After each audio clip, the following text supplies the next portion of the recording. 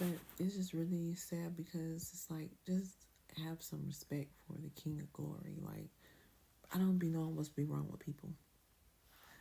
And a lot of people, these people, they want to be used. And it's like, if you wonder what type of person God uses, it's not a perfect person. It's not the person who got all A's and B's. It's not the person who has it all together. It's the person who's hold themselves accountable. The person who says, if you came up to them and they said, why haven't you served Jesus yet? Well, because I am this and I am that, and God deserves a whole lot better. Or because I still want to do this and I want to do this and I'm this way, and God deserves more better, something more better, and I know I could not serve him for what he deserves. That's the person God wants to use, because that person is self-aware. That person knows it is not God, it is me. I did this. I made myself this way. That's the person God wants to use, so that he can come in and say, hey, I know you are this way, but let me show you another way. Let me show you how I made you to be. Let me take these things from you. And anytime you need help, you can call on me, and I will make a way out for you, out from this sin, out from this temptation. Those are the people that God wants to use. So when everybody say they want to be used by God, they need to make sure that they actually do, because it is not a trivial thing. It is not a in and out thing.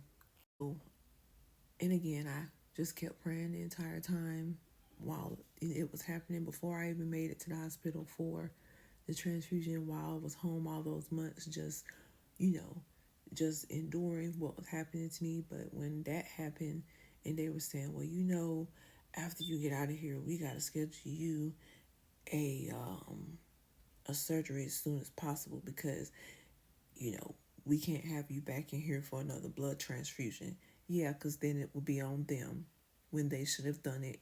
They should have done the surgery sooner. So, um, and I said my last little prayer, and I was like, God, if I find favor in your sight, um, please heal me, blah blah blah, of this, what was happening to me and stuff like that. But if it is, your will, but if not, I understand. So, um, I kept on with my healthy diet and all the other stuff, and I remember I went back. Um, I think it was maybe 2 or 3 weeks later, and the lady said they had to measure. They wanted to go back in and measure it to make sure it hadn't gotten bigger.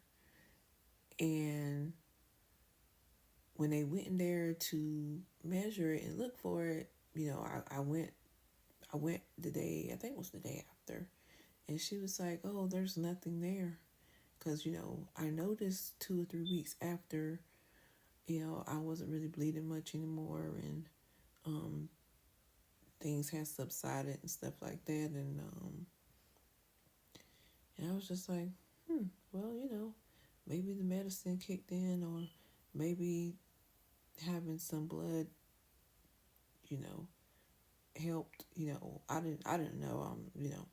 I don't know. I was just making some guesses of why the bleeding had stopped and stuff like that. I didn't know that the fibroid was gone, and she was like, "Oh yeah, it's gone. It's not in there." And I was like, "Are you sure?" And she was like, "Yeah." She was like, "You want to see the pictures? It's not there no more." And I was like, "Well, what happened to it?" And she was like, "I don't. The only thing I can think of, it shrunk." She said, "But it's not there." She said, "Are you bleeding anymore? Is there anything you had to worry about anymore? Has you had any complications?" I was like, "No, I actually feel good." Um, I said, "I feel better." Um, you know, and I think I might have passed it when I went to the bathroom one day. But like I said, when I had that, you bled so much, you didn't even want to look in the toilet. I don't want to get too graphic, because but yeah, she said it was gone, um I told you I worked with a nurse. I was telling her about it. I said they said it's gone, She said, it's gone. I said, yeah. And she was like, well, shoot, I still got mine. She said, but mine is not as bad as yours. I don't have the complications that you have, that you had. And she was like, that normally don't happen. And, I just knew it was God because, um, like I said, when you take accountability, some things are tests. And I'm not saying everybody's is a test. I'm not saying everybody's going to have the same outcome as me.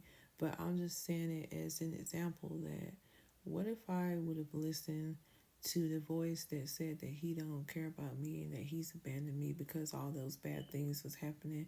What if I never took accountability for the things that I did wrong? What if I never took accountability for leaving when I shouldn't have left? You know what I'm saying? Because I walked away, you know. Um, but I feel like when we take accountability, that's showing God that He can trust us with whatever it is that He has for us to do in the world, and that we deserve His grace and His mercy, even though He give it to a lot of people who don't. But I just feel like I get really, I'm not gonna say I get angry, but it really upsets me because I see a lot of people in the world. Oh, God will forgive me. It's fine. They take it for granted, and it's really not something that we should squander or take lightly. And these same people wonder why they stay in the same cycles of life and why, nothing ever changes for them. And that's why. And, I see these same people, they want to be these positive role models. They want to empower people and they want to be over something. And it's like, you can't even take accountability for yourself, or you want to be accountable for others. It's not going to happen. But I just want to share that maybe it might help someone else, because I feel like there's somebody out there that's going through the same thing. Be encouraged.